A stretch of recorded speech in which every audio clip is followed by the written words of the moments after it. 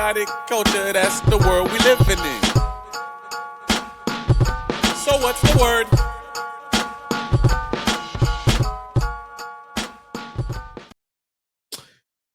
What's up, fam? Ked the Pro from the Chaotic Culture Podcast here. This isn't necessarily a podcast episode. This is more like bonus content, not only for Patreon, but just for the audience out there. We will be doing our season finale next week. And of course, it'll be a SummerSlam review show. So if you are a wrestling fan and want to hear us talk more about wrestling, of course, we will be doing that show next week. But I definitely wanted to come to you guys because I just wanted to share some of my thoughts. I and I kind of it took a week for me to like compile my thoughts together about this, these events that happened. But I just wanted to be sure that I was coming to you with a clear heart and a sound mind. So with that in mind, I definitely wanted to speak a little bit more about the passing of Malcolm-Jamal Warner and what that really truly means to me and what that means to us as a Black community. Now, for those of you who have who grew up watching the Cosby Show, or if you're like me, born in the 90s, you obviously grew up watching the reruns of the Cosby Show.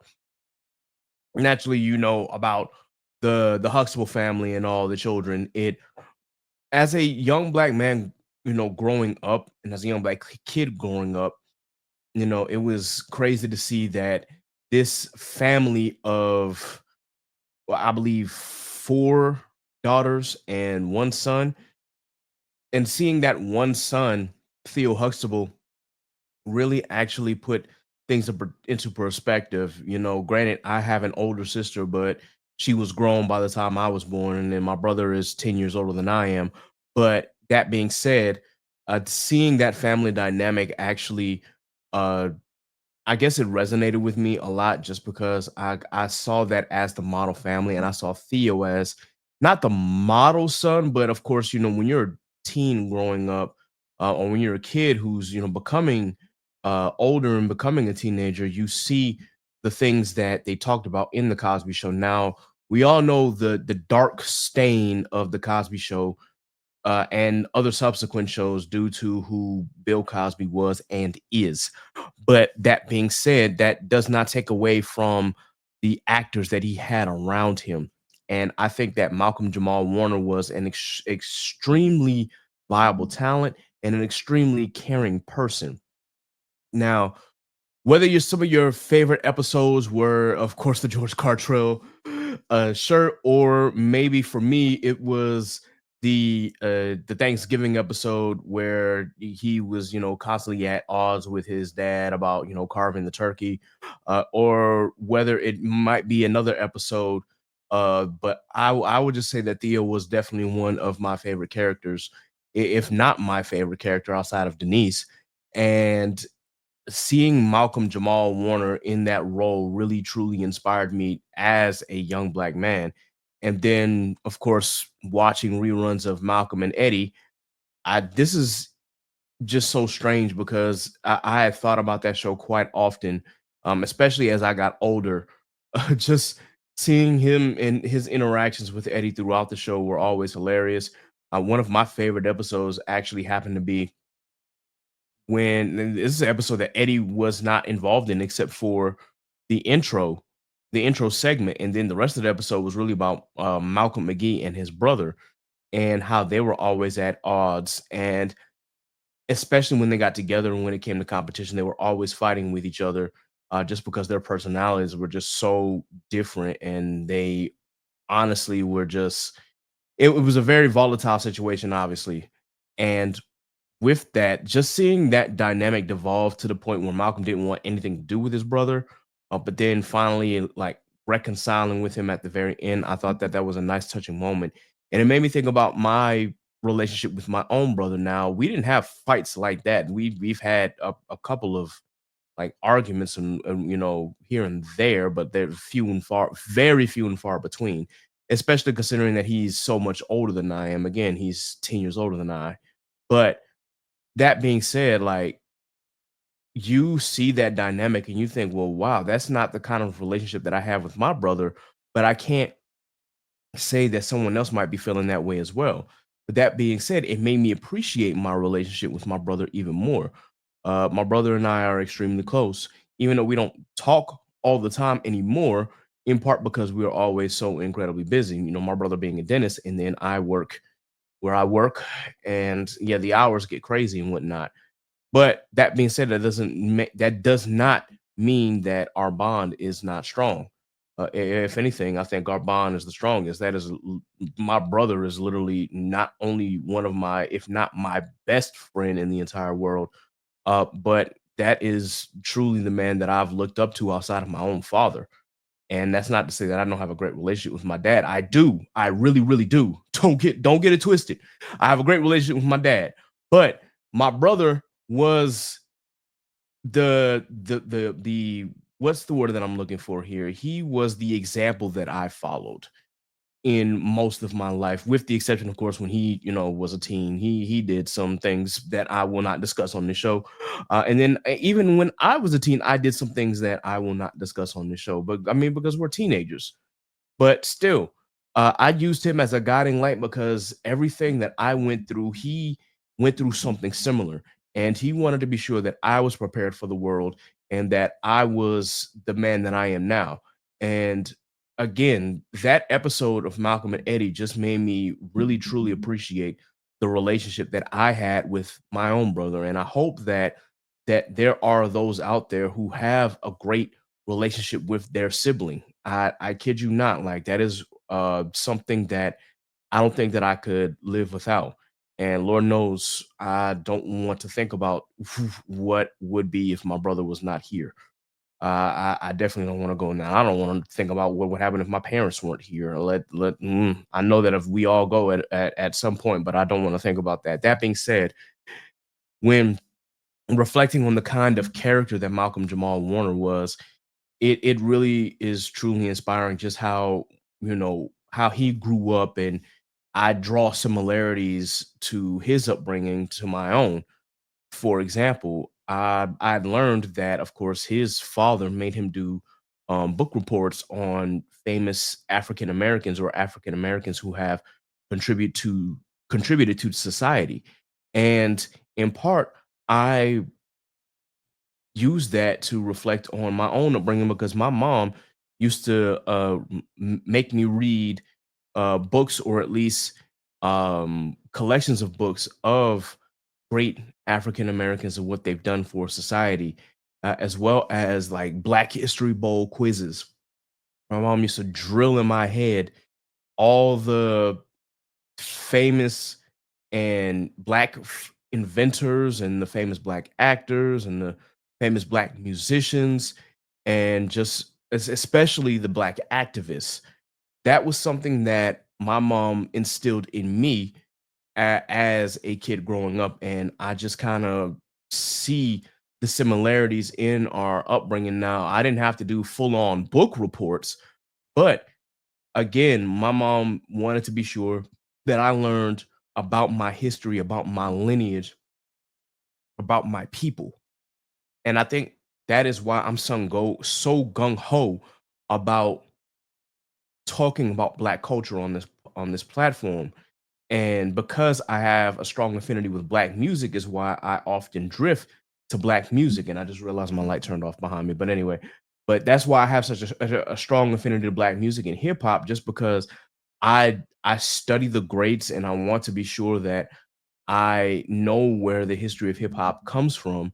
I try to appreciate where it's going. But not only just for hip hop, but just in general. I want to be sure that my platform is used by and for young black artists who are doing things in the world. It could be you have a great corporate job, or it could be that you're a content creator, or it could be that you're out here thriving in different ways, whether that be from a financial standpoint. You might be a financial advisor, or you might own 3 or 4 different companies, or you might be doing something in the community. This is something that I want to be sure that my platform is used for. Black people have an amazing story, and black people across the globe, but especially here in America, have such a wide array of talent and such a wide variety of things that we are doing that I want to be able to highlight that. And I hope that I can continue to do so and talk to important people, semi-important people, or even if it's just my friends doing that. But with that in mind, let me get back to the topic truly of Malcolm Jamal Warner. And I didn't know this until later in life that he was a poet. And also, while watching Malcolm and Eddie, I saw him with that bass, but I didn't know that he could actually like really, really play bass guitar until shortly before his passing. That really blew my mind. And it's like, oh, wait, he can actually play. I thought this was just for show, but no, he can actually play bass or he could actually play bass. And I don't play bass guitar, but I'm a musician and I play drums. And I've marched in the band and I've played drum sets. So, seeing someone who loved doing poetry, which I do on the side, and loved playing music, which is a part of my life, and just being an overall like kind person. And I think that the character of Malcolm Jamal Warner is truly something that will never die. And I think, and I know for certain that his character had more effect on me than I realize. And I'm not just talking about Theo Huxtable. Yes, the character that he played, I definitely grew up with via reruns, but Malcolm Jamal Warner, the person, truly was an inspiration. And I didn't realize just how much of an inspiration until a couple days ago. So that's why it really kind of took me so long to actually discuss this, because I wanted to give more than just, oh, he was a great black actor, a great black musician, a great black poet, and someone that we just lost. No, I kind of wanted to reflect on what his character was as a person and how that is reflected in me, and also how his upbringing was similar to mine. So, with that, I think I can finally say rest in peace to such an awesome black man. And I am just still devastated to this day that we lost someone who was literally just with his family enjoying a vacation. And that's why I tell my people all the time, just please be careful of your surroundings as well. You never know what's going to happen. And unfortunately, you never know when we're going to go. But just please, please, please, please be careful and watch your surroundings. And I know that his wife and his daughter are still very much grieving. And I know the people who, were inspired by him, whether it be Eddie Griffin or Gary L. Gray or different actresses that he has had, not, I won't even say a relationship with, but just even the on-screen relationships with, whether that be, um why am I drawing a blank here with certain actresses, and I got them like in my face I can think of, but I'm sitting here like, oh man, why am I drawing a blank on the people who really were connected to him? It just it's I'm gonna try to get my head clear, but like, okay, I don't know why I was drawing a blanket. This is why this is bonus content. But anyway, actresses like Keisha Knight Pulliam and Lisa Bonet and all the women the great women that worked with him and the great men that worked with him, sans you know who. Uh,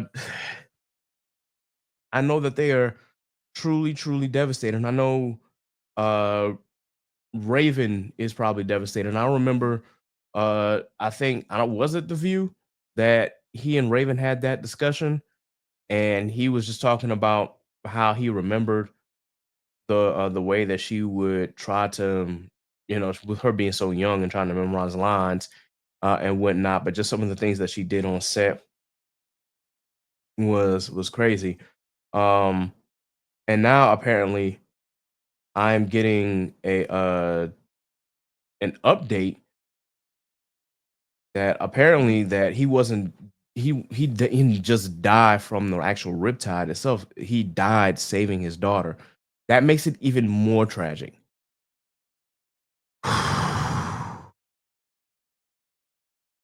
Wow. Wow. Wow. That's all I can say.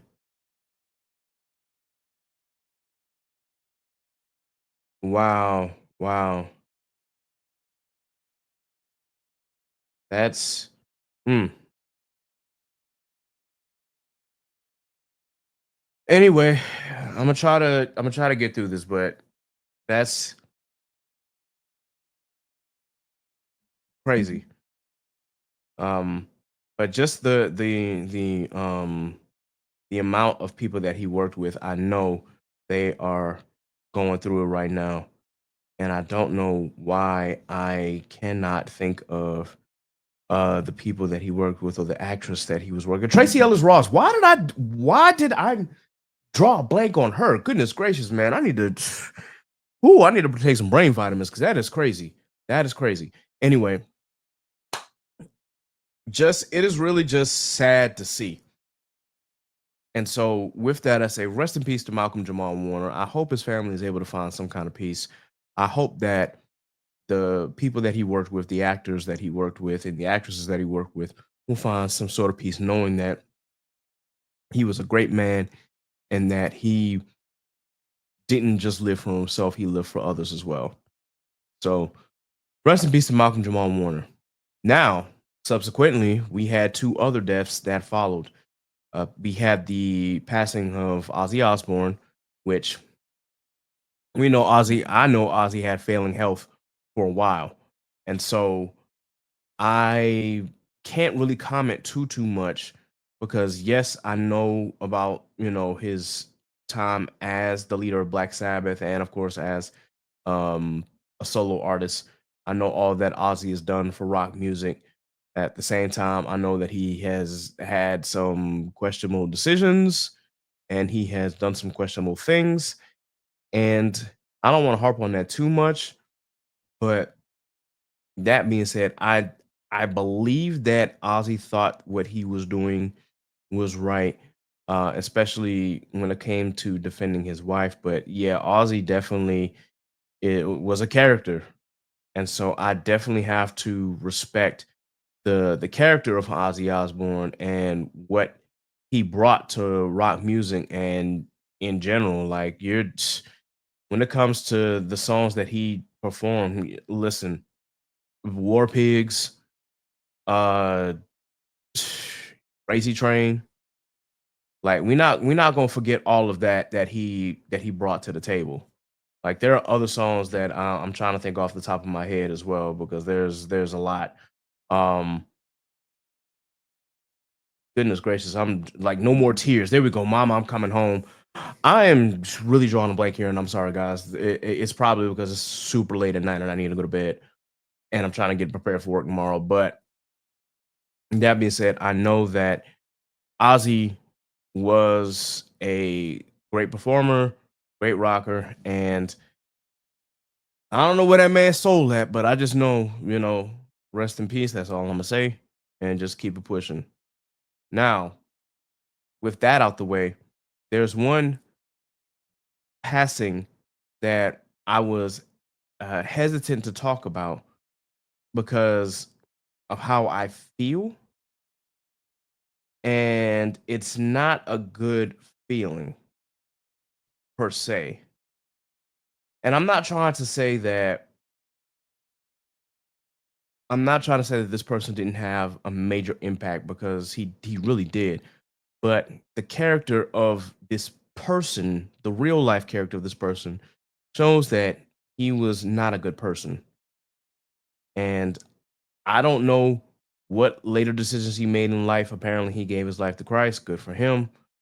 As a Christian, I celebrate that.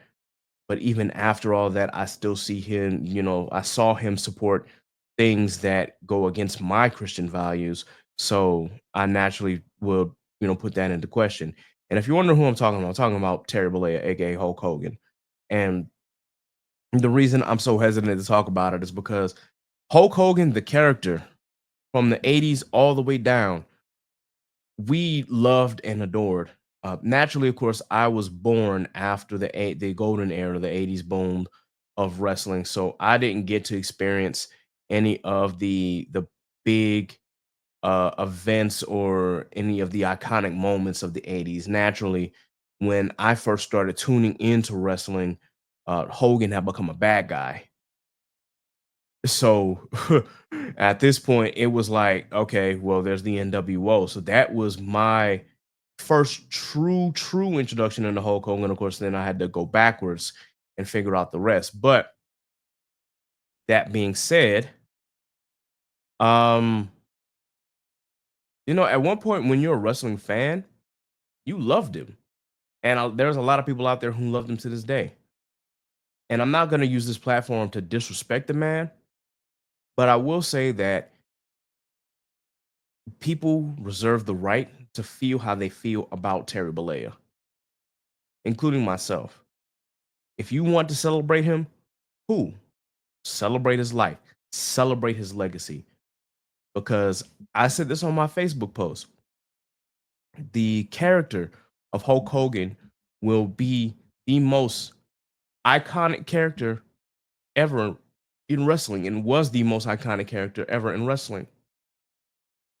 There's no denying what he did for the business in general, especially for the then WWF, WCW, and just WWE all around. Now it's time in TNA. Well, yeah, he ruined that. But as far as the wrestling business in general, a lot of people would not be where they are without Hulk Hogan, the character. But that being said, Terry Bollea, the man, was not a good person. And clearly, we heard about the time he stopped Jesse Ventura from actually creating a wrestlers union, which pretty much put all wrestlers at continuously as independent contractors. And unfortunately, that system is still in place as of today. And a lot of people have some issues with that.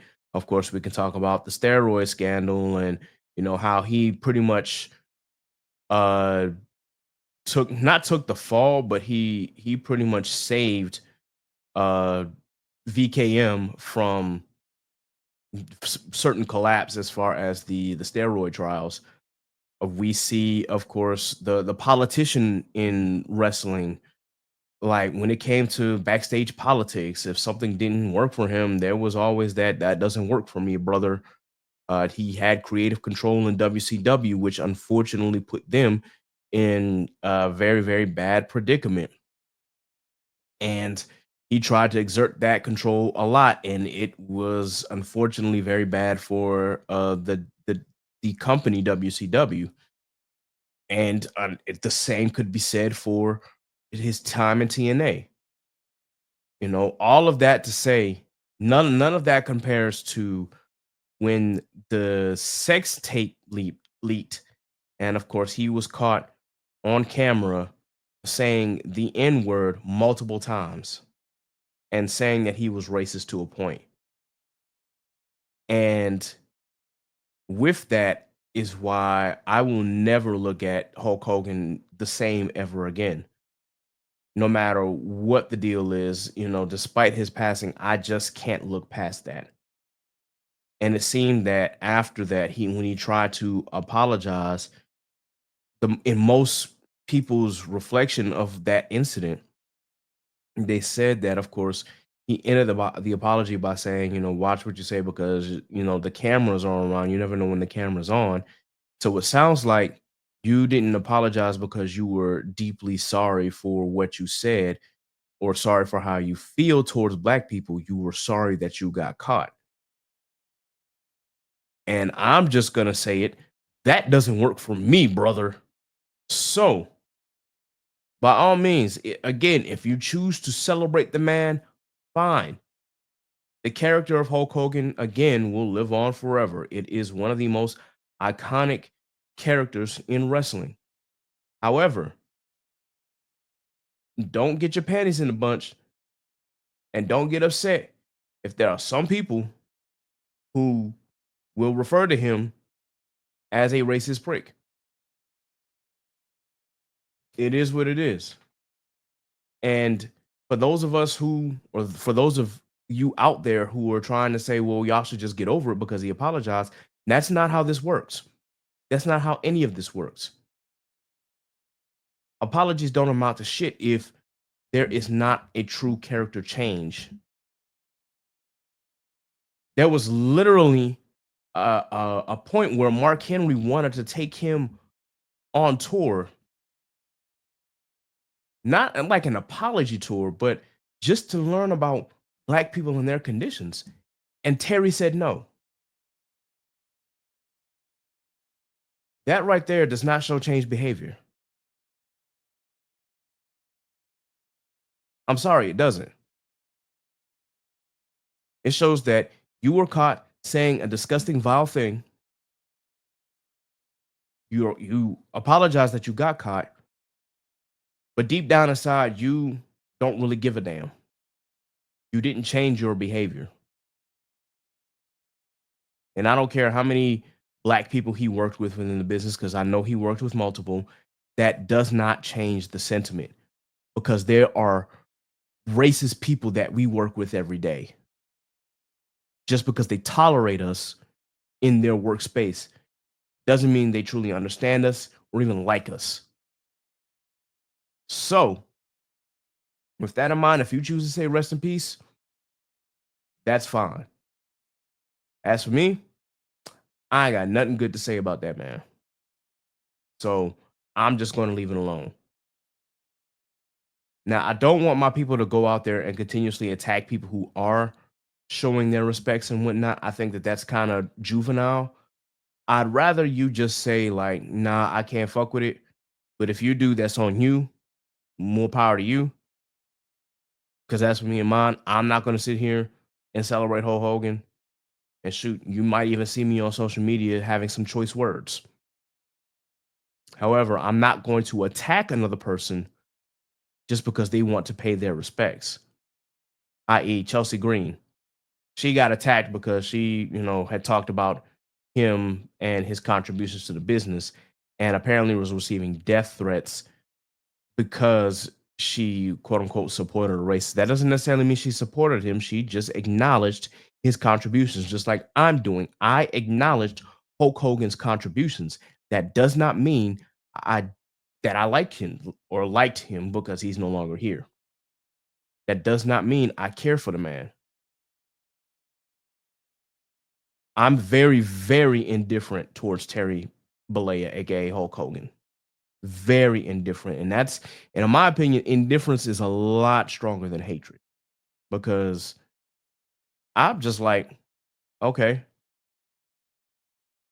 fine, whatever. Like, I have no feelings whatsoever for him. Because he does not deserve any feelings coming from me. He doesn't deserve my anger. He doesn't deserve my disrespect most of the time.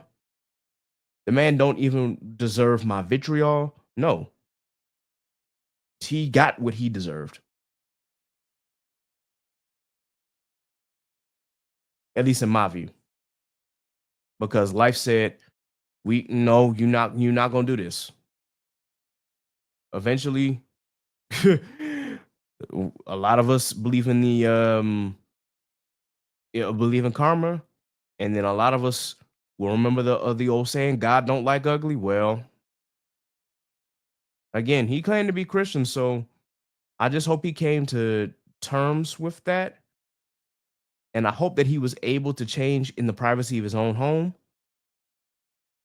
But based on all of the things that he did behind the scenes in wrestling and just in general in the privacy of his own home on a leaked tape where he was having an affair with somebody on top of that, and then dropping that racist rant in the middle of said affair, that tells me all I need to know about Hulk Hogan or Terry Bollea as a person.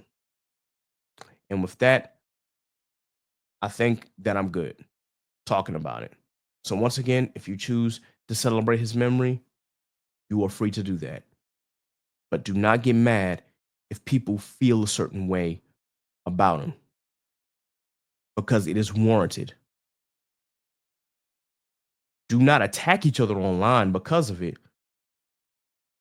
Because unfortunately, the internet is a very volatile place. However, you have the right to celebrate him, just like I and many others have a right to say, yeah, nah, we're good. Anyway, that's my time, guys. This has been a bonus episode that will be posted on Patreon tonight. And if you are not a member of the Patreon, of course, you will probably see this on Friday. But that being said, this has been another bonus episode of the Chaotic Culture Podcast. With that in mind, guys, if you are, again, going to be in the New York area, remember that the Chaotic Culture Podcast will be hosting our very first panel ever. It'll be Chaotic Culture Presents Past the Aux Anime Music Guessing Game, where it kind of works like Can You Beat Shazam? In this case, of course, we will be doing with anime music. And if you love anime music as much as I do, definitely come out and participate. We will have prizes, and we just gonna have a good time. So with that in mind, guys, please be sure that you pull up. Also, please be sure that you pull up next week for our season finale. We will be doing a SummerSlam review show. And then, of course, I will be shutting it down not only to prepare for the panel, but also to prepare for season 7. So that's my time, guys. Once again, thank you for joining me for another edition of Chaotic Culture Podcast. So until next time, folks, remember, embrace the culture. Chaos rules. Be blessed. Be safe. God is love. I am out of here. Deuces.